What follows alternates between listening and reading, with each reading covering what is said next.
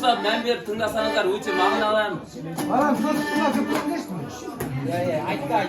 Абалда.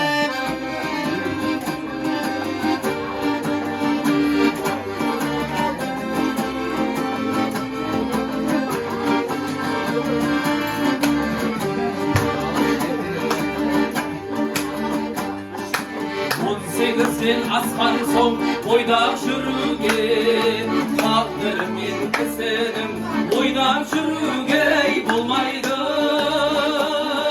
Жанға болған шипалы, ашта жеген құйқаны ұмытуға болмайды тойған күніңде.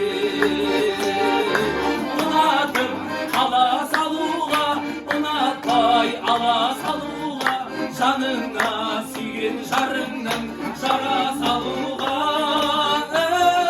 қатардан қала салуға, бір сылтау таба салуға, алдыңда ағайын жұрттың ала салуға болмайды. Ата-анаға болмайды қарсы келуге, қарсы келген балаға қамшы беруге болады. Болмайтынды болдырма, сезім гүлін солдырма, адам деген жақсатыр